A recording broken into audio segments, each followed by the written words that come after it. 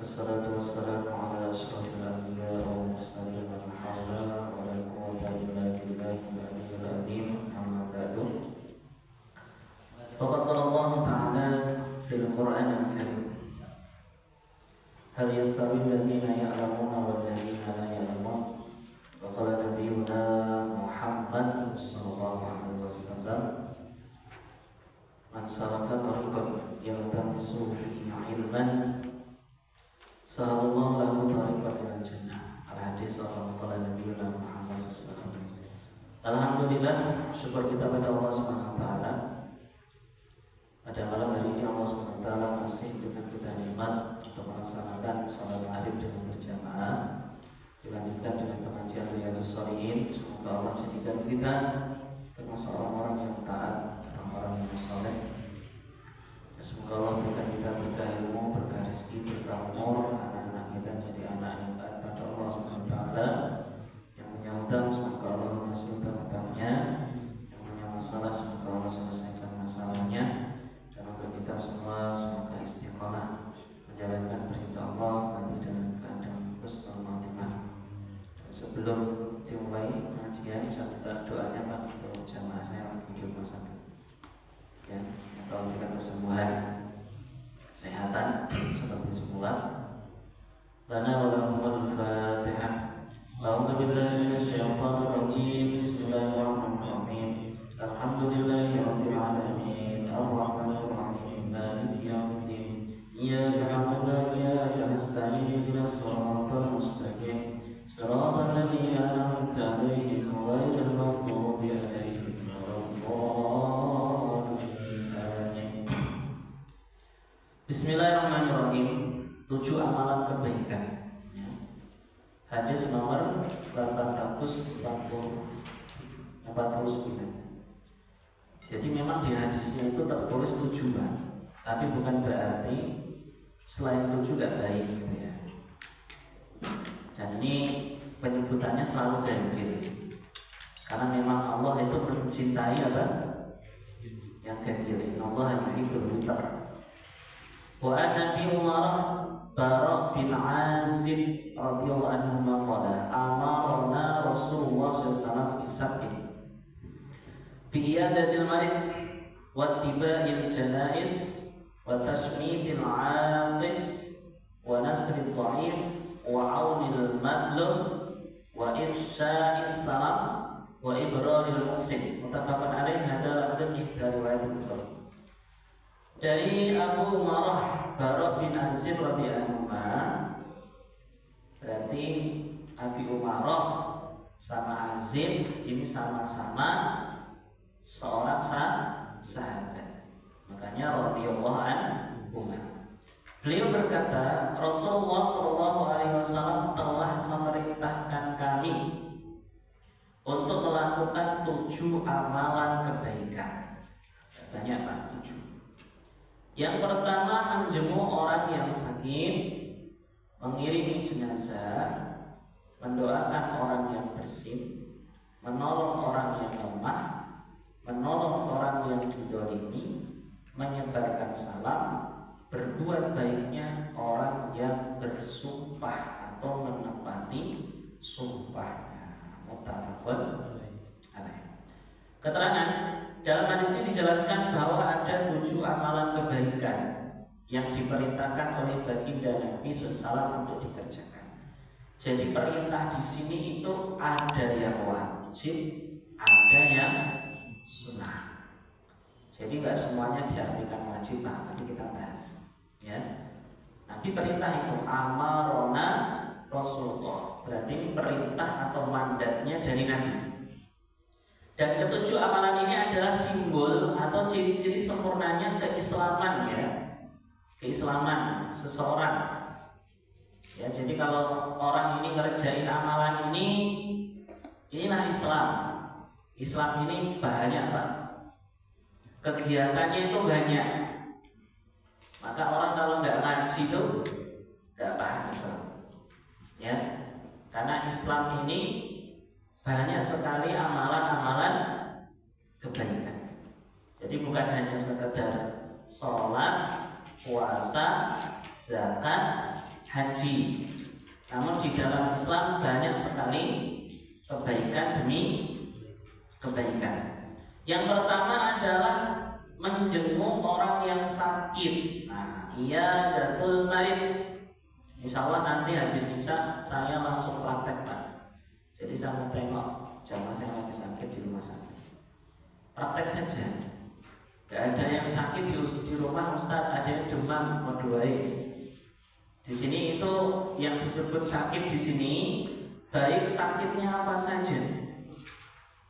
Tadi kadang kita suka lucu, Pak. Kita ini kalau orangnya nggak ke rumah sakit kadang nggak dijenguk. Padahal sebenarnya sakit di rumah sakit atau sakit di rumah kan yang doa itu Pak, sama-sama sakit gitu. Kenapa kalau sakitnya di rumah nggak ditengok? Giliran sakitnya di rumah sakit semangat tengoknya semangat. Karena kalau di rumah sakit sesuatu kan ya. Jadi ada administrasinya, dan kita ketemu. Sebenarnya sama saja kan.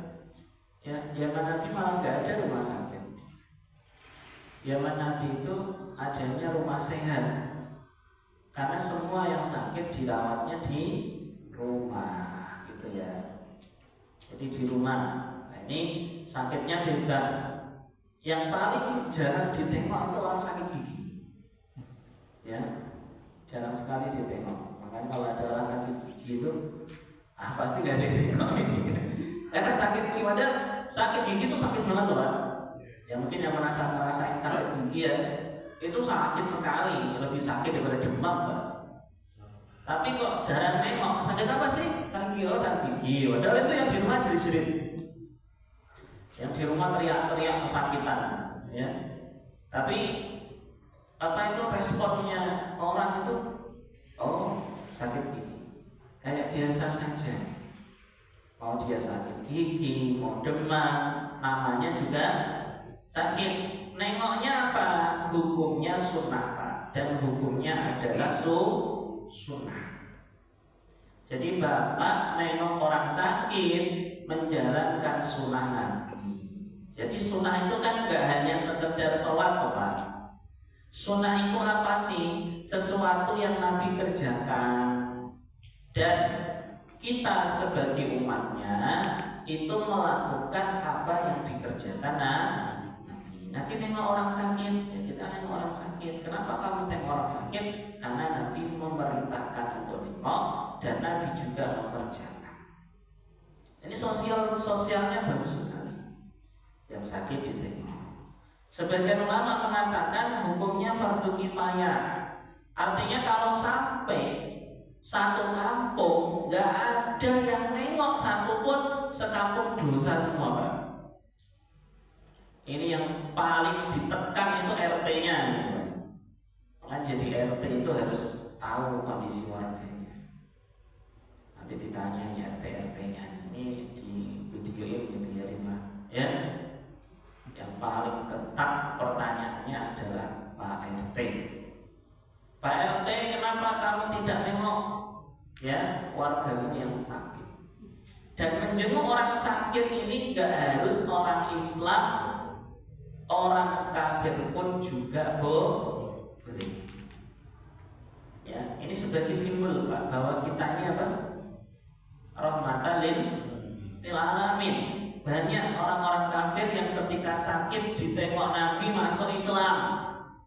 Yang paling masyhur hadis tentang orang yang meludahi Nabi, ya, begitu sakit ditengok langsung nangis, langsung asyhadu an la ilaha illallah. Karena memang ditengok itu kesannya beda loh, Pak. Saya pernah ditengok jamaah saya, satu mushola itu datang ke rumah.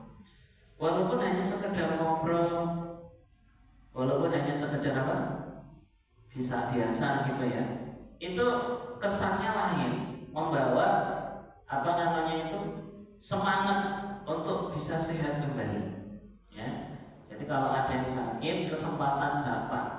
Karena di dalam hadis disampaikan orang yang menjenguk orang sakit seperti orang yang tenggelam dalam rahmatnya Allah. Jadi kalau pengen dapat rahmat seperti Bapak nyemplung di air, ada amalannya.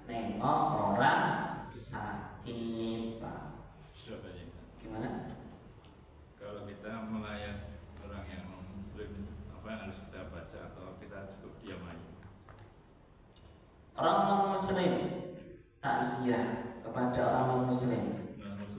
Iya, non muslim kan. Apa yang perlu kita baca? Ya mungkin nggak ada yang dibaca kan? Karena mendoakan orang kafir kan selain doa hidayah kan nggak boleh. Ya, nggak boleh kita doa maghfirah untuk orang kafir nggak boleh. Bolehnya apa? Hidayah. Itu pun harus masih hidup. Lah kalau sudah meninggal, ya nggak dibaca apa-apa. Ya juga jangan diem Pak. Dia ngomong gitu ya, Masya Allah sadar gitu loh. Ya dikasih kesabaran, suruh ini suruh itu. Tapi tidak ada doa beda sama orang Islam Pak. Kalau orang Islam itu ketika kena musibah kita doakan Allah ajro. Semoga Allah membesarkan pahalanya. Semoga Allah ampuni dosa-dosanya almarhum gitu ya. Allah maghfir lahu warhamhu ya. Tapi kalau orang kafir enggak, ya enggak diam juga, tapi bukan doa, mungkin motivasi ya. Lebih ke arah memberikan motivasi kesabaran ya. Hukum takziah ya, kepada orang kafir enggak apa-apa. Nabi sama. Nabi lo datang ke acaranya orang munafik. Ya. Tapi enggak boleh mendoakan. Tetap enggak boleh. Hanya sekedar datang ya. Ini kalau kita pakai hukum fardu kifayah Pak, berarti satu kampung kalau nggak ada yang nengok dosa. Pertanyaannya kan cuma satu, bagaimana kita tahu kalau dia sakit? Itu loh Pak. Makanya untuk bisa mengamalkan yang pertama, Bapak harus sering cek grup, di grup dicek. Kalau ada yang sakit, ayo ditampilkan di grup, bagus itu. Masya Allah, saudara kita lagi sakit, tolong didoakan. Jadi kita tahu, ini saya pun juga tahunya di grup Pak. Di grup jamaah saya yang di Musola Nurul Iman, kalau ada yang sakit, di-share di grup. Oh tahu, berarti tinggal kita tengok, tinggal kita jenguk ya, supaya mendapatkan ridho Allah dan pahala yang tadi saya sampaikan. Ini yang pertama, nengok orang sakit. Ada yang mengatakan hukumnya sunnah, ada yang mengatakan hukumnya fardu. Yang kedua, mengiringi jenazah. Hal ini mencakup 4 hal ya: memandikan, mengkafankan, menyolati, dan memakamkan. Pertanyaannya, hukumnya sunnah apa wajib Pak? Wajib. Makanya ini hadisnya satu, tapi per amalan beda. Dan hukumnya adalah fardu kifayah. Jadi kalau ada yang meninggal saudara muslim dimandiin. Dan pesan saya Pak, kalau Bapak ada yang meninggal jangan dimandikan di rumah sakit. Pesan saya ini Pak, adik sepupu saya dimandikan di rumah sakit, tangannya ketuker. Harusnya gini. Dan memang rumah sakit mandiinnya tuh nggak pakai fikih Pak, asli nggak pakai fikih. Kalau pakai fikih ya kan ditutupi tuh Pak, ditutupi, gosoknya pelan-pelan. Udah ditelanjangin pakai apa? Selang ya Allah, itu nggak ada penghormatan sama sekali untuk mayit Pak.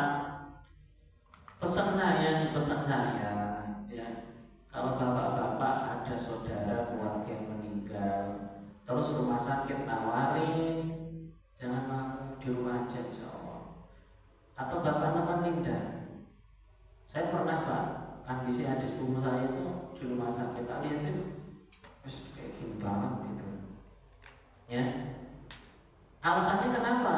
Keluarga-keluarga pada mau. Mereka itu ngambil simpel saja. Yang penting kan udah dimandiin Ustaz, yang penting kan kita sampai rumah juga lewatin.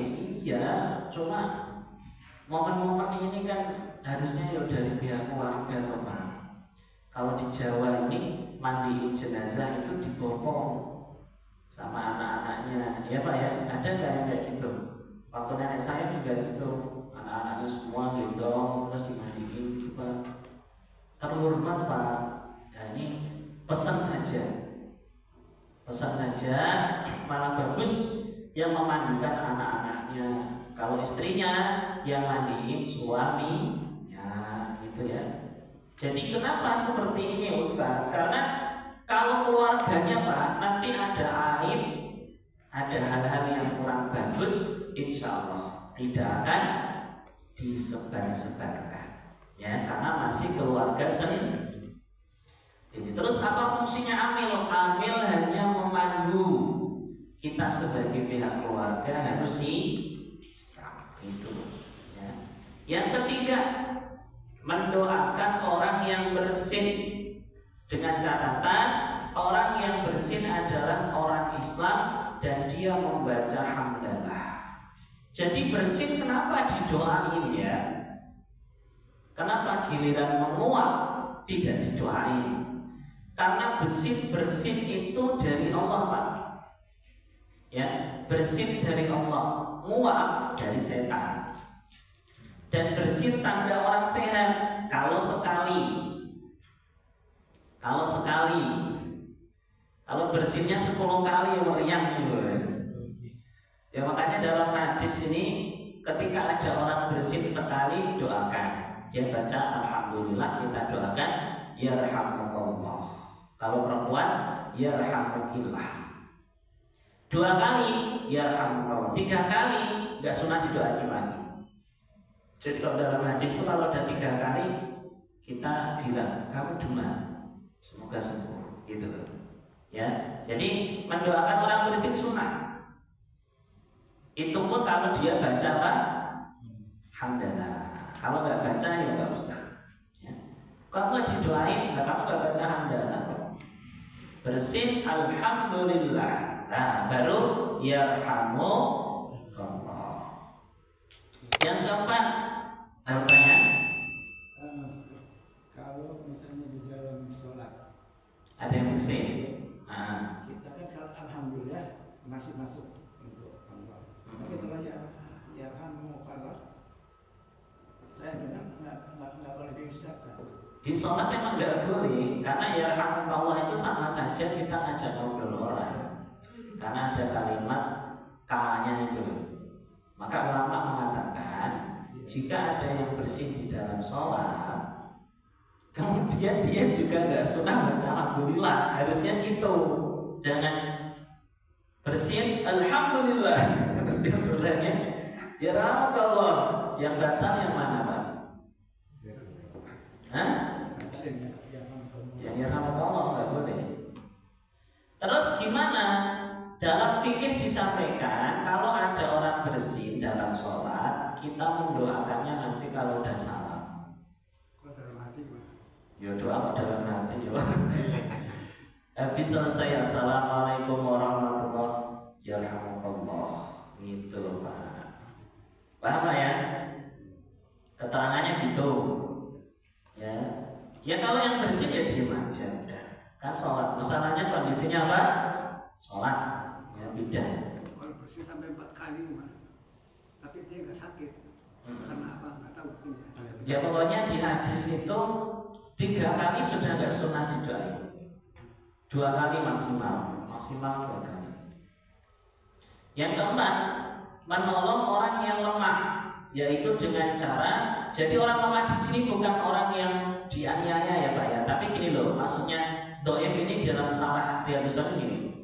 Dengan cara membantu dia untuk mengatasi kedoliman yang menimpa dirinya dengan menjadi penengah di antara keduanya dan membantu menguatkan hujah dia dalam menyampaikan pendapatnya. Contoh, ada orang rumahnya mau disita, doif. Kenapa doif? Gak punya duit buat nyewa pengacara. Kalau bapak punya kekuatan, mungkin bapak punya kenalan lawyer atau bapak gimana, akhirnya bapak bantu supaya dia bisa kuat untuk menghadapi kedoliman yang dia terima. Itu disebut dengan menolong orang lemah.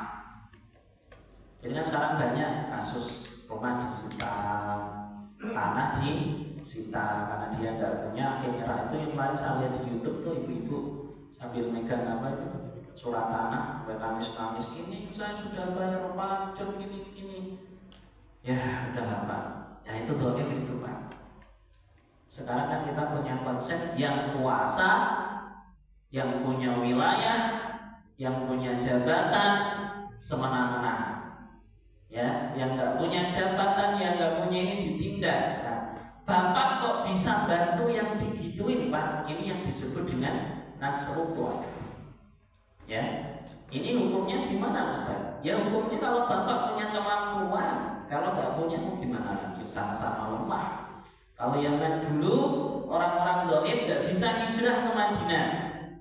Orang-orang lemah nggak bisa hijrah ke Madinah. Yang bisa hijrah ke Madinah hanya orang-orang kaya, orang-orang yang punya jabatan. Ya. Yang kelima, membantu orang yang didolimi dengan ucapan dan perbuatan kita, serta menolak semua hal yang menyakitkan yang dialami oleh orang yang didolimi. Dolim ini macam-macam, mungkin karyawan nggak dikasih gajinya, warisannya nggak dibagi rata. Dolim, Pak. Dolim itu apa sih, Ustaz? Dolim itu kan satu hal yang melakukan tidak sesuai pada tempatnya.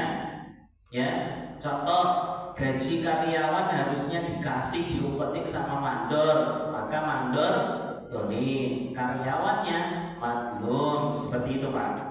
Atau dolim bisa bermakna KDRT, bisa bermakna seorang anak yang disiksa sama orang tuanya sendiri. Ini banyak istilah dolim di sini banyak.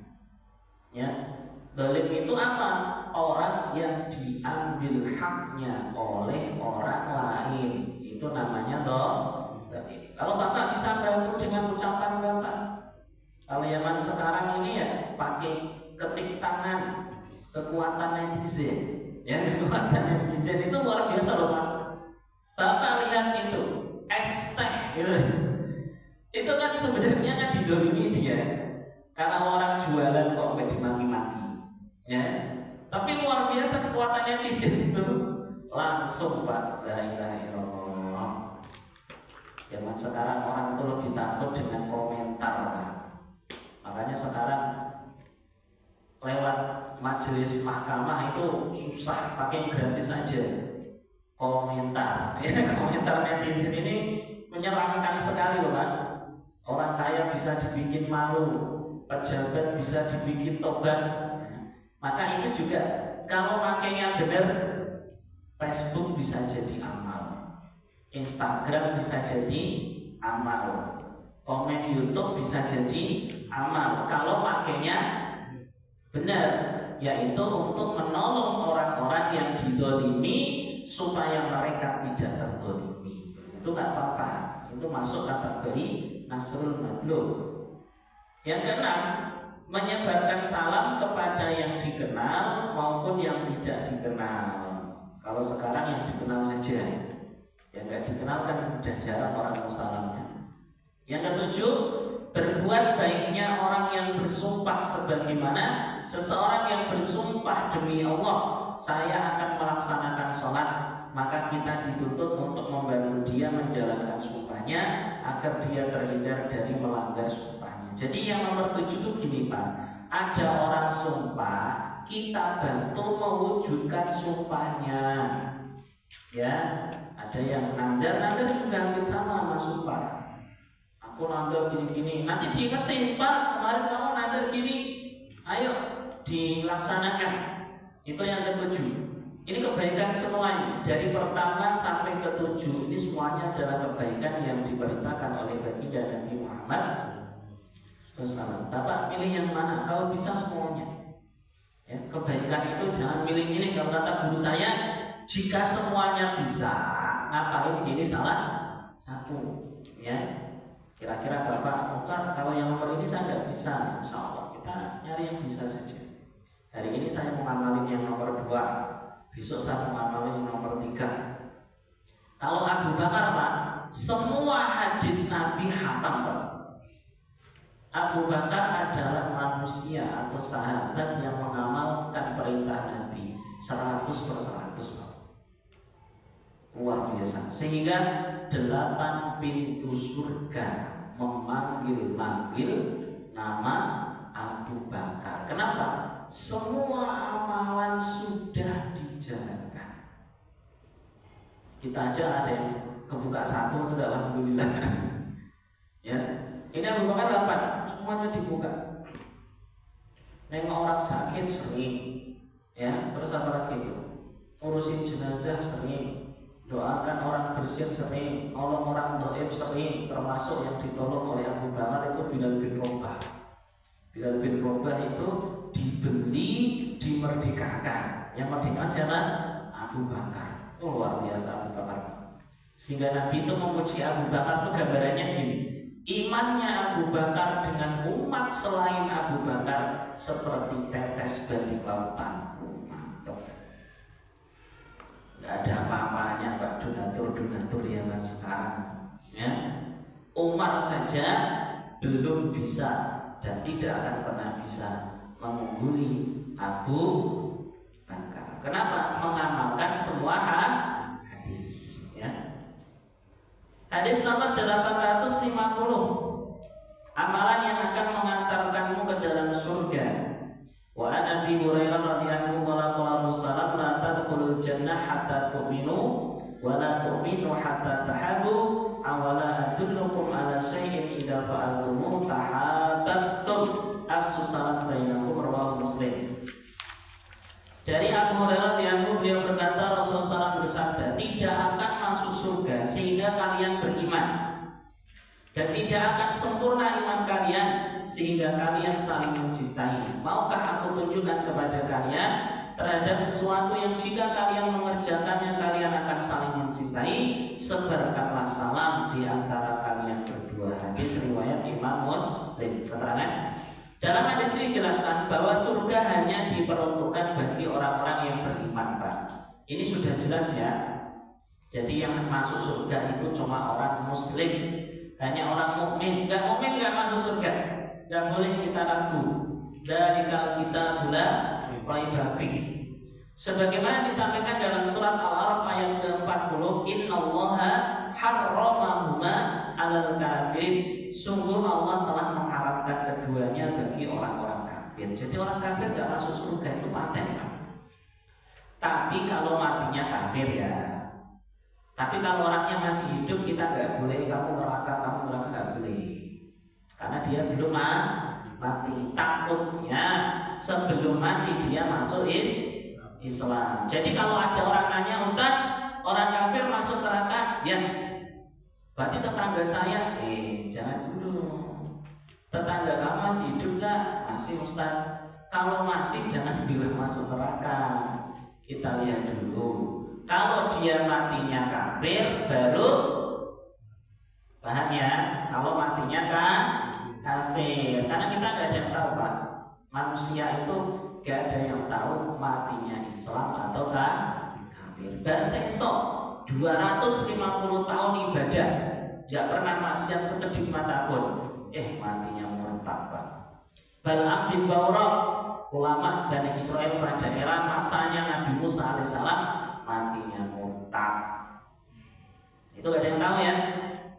Abu Sufyan, musuh bebuyutan Nabi Muhammad, masuk Islam. Khalid bin Walid, pemimpin perang Uhud, masuk Islam. Oh, banyak yang masuk Islam kan? Jadi nggak boleh.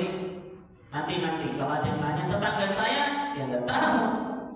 Tapi kalau dia mati kafir masuk neraka.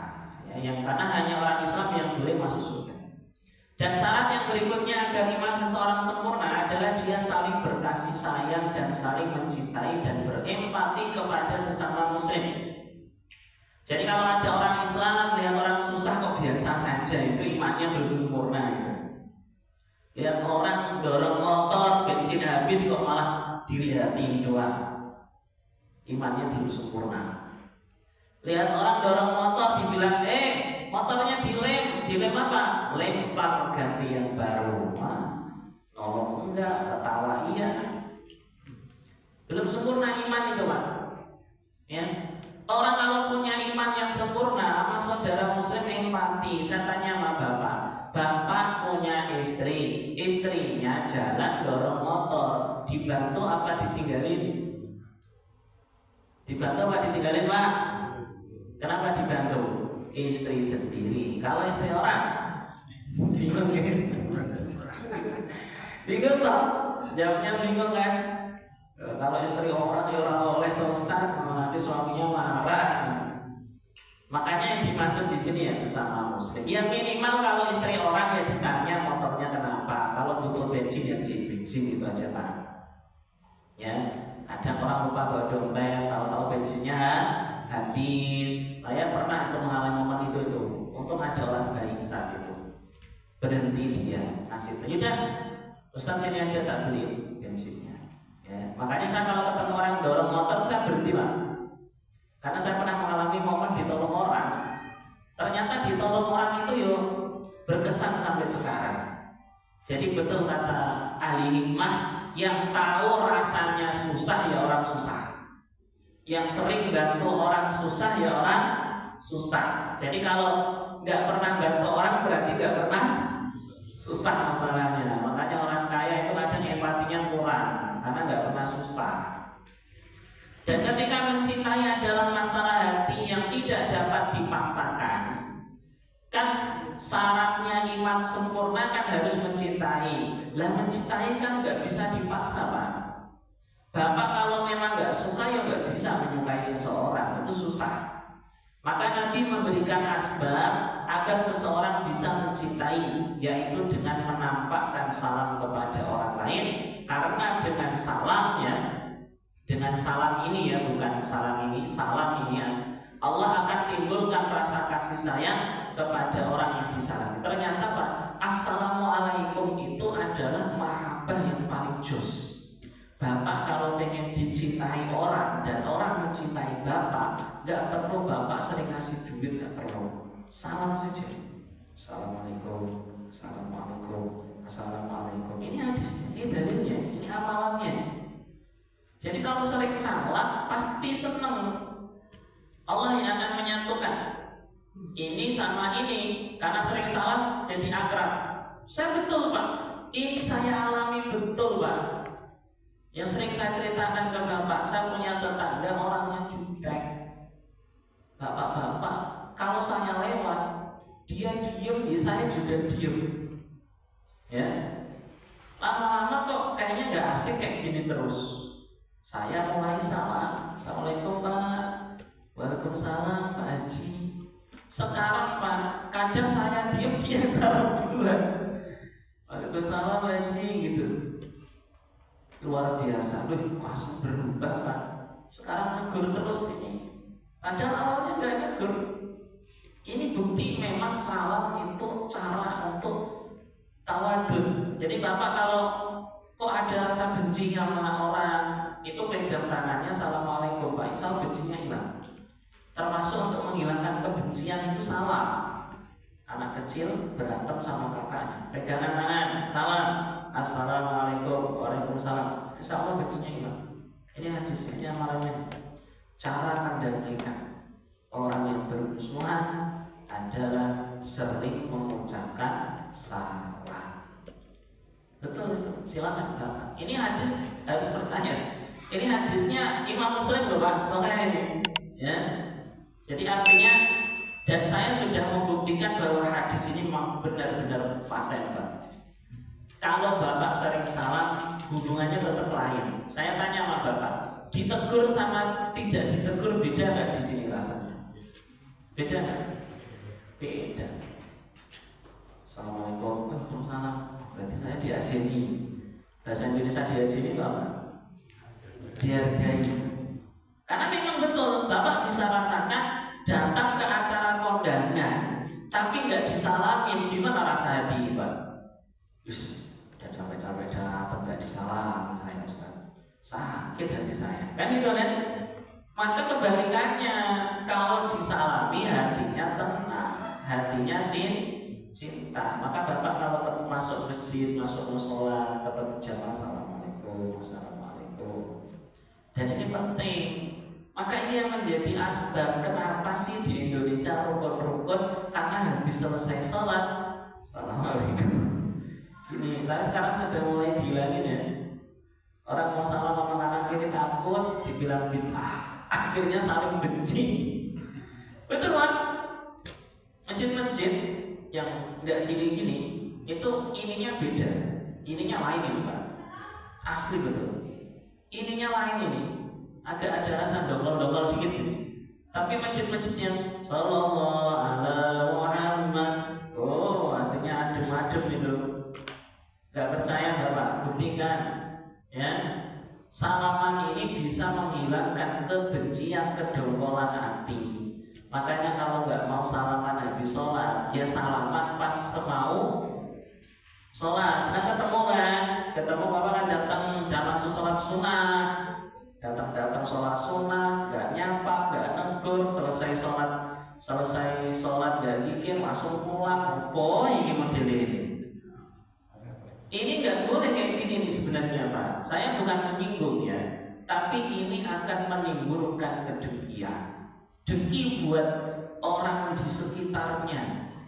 Ini orang jamaah sholat sunnah, sholat wajib, salam, sholat.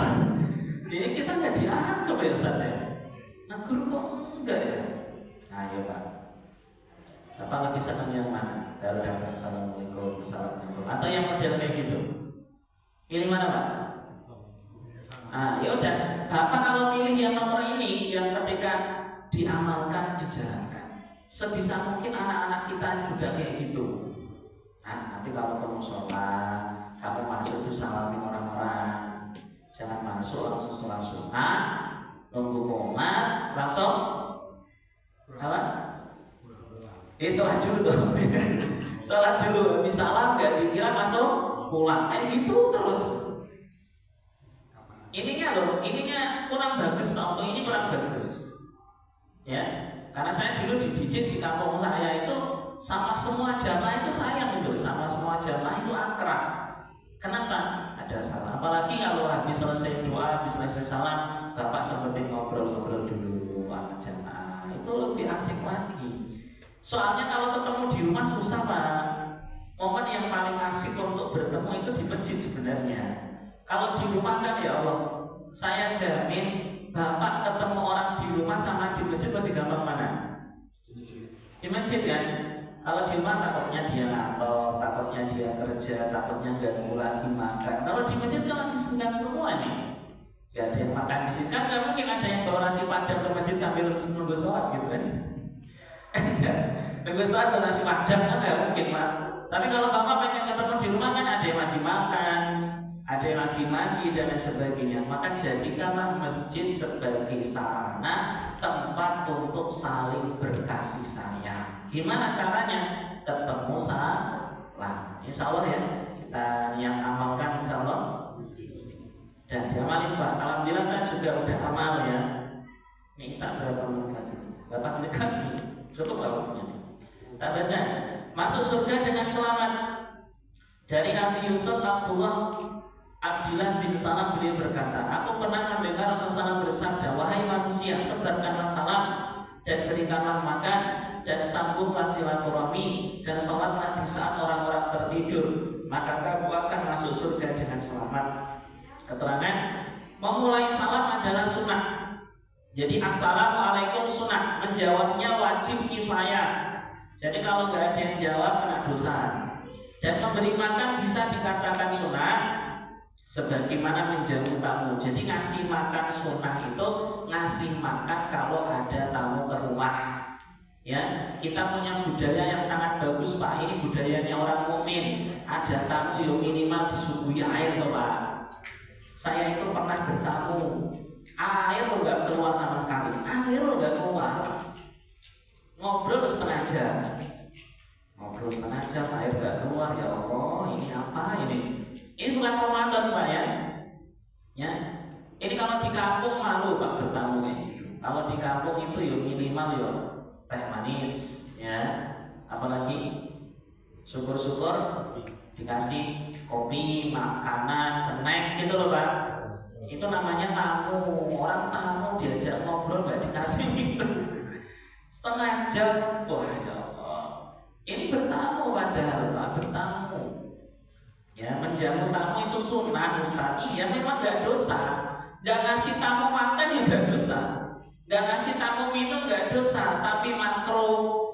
Makruh apa? Dibenci Allah, dibenci Rasulullah. Tamunya juga benci. Orang ngobrol setengah jam. Itu tadi malah saya ngobrol sama jamaah saya cerita, mending Ustaz setengah jam, saya 2 jam. 2 jam, iya 2 jam. Nah, bisa-bisanya. Tidak punya apa-apa. Mas air putih nggak boleh sih Pak? Air putih itu kan barang murah tuh Pak. Ya minimal di rumah kita ya ada galon. Kalau nggak galon ya aqua gelas. Kalau ada tamu tinggal disuguhi. Saya takutnya dia nggak mau. Air insya Allah. Kita kan nggak nawarin nasi padang kan ya. Kita nggak nawarin nasi warteg ya. Kita kan nggak nawarin makan Pak. Mas air aja enggak Pak. Nah ini menjamu tamu sunat. Dan menjadi fardu kifayah sebagaimana memberi makan kepada orang yang sangat membutuhkan atau orang yang kelaparan. Memberi makan hukumnya wajib kifayah kalau ada yang kelaparan Pak. Makanya jadi RT itu bahaya loh Pak sebenarnya Pak. Kok ada di warganya kok kelaparan sampai RT-nya nggak tahu, ini dituntut loh di akhirat. Makanya kalau jadi RT sering ngumpul seminggu sekali. Ditanya warganya siapa aja, ada kendala nggak di RT kita nih? Kayak di RT saya itu bagus banget. RT saya itu pun setiap bulan ngasih beras. Itu dari kantongnya sendiri Pak, bukan dari apa? Bukan dari bantuan ya. Itu memang makanya jadi RT terus dia permanen. Setiap tahun itu milih pasti beliau jadi. Karena memang orangnya sosialnya tinggi, ya. Kenapa? Karena memang tuntutannya besar loh Pak. RT, RW, ya, tetangga. Tetangga kita juga tuntutan besar. Jangan sampai kita punya tetangga kelaparan sementara kita kekenyangan. Itu juga nanti ditanya sama Allah. Ya, makanya iseng-iseng lah ngobrol sama tetangganya, dicek masih hidup apa enggak. Karena banyak kasus orang mati sampai seminggu tetangganya nggak ada yang tahu. Dan menyambung silaturahmi adalah wajib, dan sholat di saat orang tidur maksudnya adalah sholat tahajud. Dan masuk surga dengan salam adalah dia akan diselamatkan dari hal-hal yang tidak mengenakan dan semua marabah yang ada di luar surga, sehingga surga diberi nama Darussalam. Kenapa Darussalam? Karena orang yang masuk surga selamat, nggak terkena azab api neraka. Berikutnya, ikutilah apa yang dilakukan oleh Abdullah bin Umar dalam menyebarkan salam kepada saudara muslim. Saja dari Tufail bin Ubay bin Ka'ab, sesungguhnya dia telah datang menjumpai Abdullah bin Umar, maka dia bersamanya menuju pasar. Rawi berkata, dan ketika kami pagi-pagi ke pasar, tiap kali Abdullah berpapasan dengan pedagang kecil, pedagang besar, orang miskin, kecuali dia mengucapkan salam padanya. Jadi Abdullah bin Umar punya kebiasaan suka ke pasar, tapi bukan untuk belanja, cuma ucapin apa? Salam. At-Tufail berkata, aku pun mendatangi Ibnu Umar pada suatu hari, lalu dia meminta kepadaku untuk menemaninya ke pasar. Aku berkata padanya, apa yang kau lakukan di pasar? Padahal engkau tidak berjual beli, engkau tidak bertanya-tanya tentang barang, tidak menawar barang pula, tidak pula duduk-duduk di pasar. Aku berkata, ayo duduk di sini, mari kita berbincang-bincang. Dia menjawab, wahai Abu Butun. Abu Butun itu panggilan karena Tufail memiliki perut yang tambun. Jadi yang perutnya gendut Pak, itu dibilang Abu Butun boleh, gitu ya. Yang perut sama dadanya nggak rata itu boleh dibilang. Ini sahabat nih bercanda. Kita pergi ke pasar hanyalah untuk mengucapkan salam. Kita mengucapkan salam kepada siapa saja yang kita jumpai.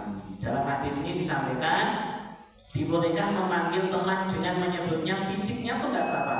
Ini bukan bully, ini bukan body shaming, bukan. Sebagaimana gendut, boleh. Jangkung, ya, sebagai tanda keakraban. Jadi yang boleh manggil pakai nama-nama ini teman dekat Pak, teman dekat. Keling sini keling. Nah, itu teman dekat. Tapi kalau nggak teman dekat, marah nanti. Karena enggak makin keling enggak boleh. Ini kan mulatofah Pak. Ini Abdullah bin Umar sama Tufail itu deket, makanya kayak gini nggak tersinggung, gitu ya. Tapi kalau bukan teman yojo, Jika memang temannya seperti itu, hal ini sebagaimana dilakukan oleh Abdullah bin Umar kepada Bilal. Dan tujuan beliau pergi ke pasar adalah untuk menyebarkan salam di pasar.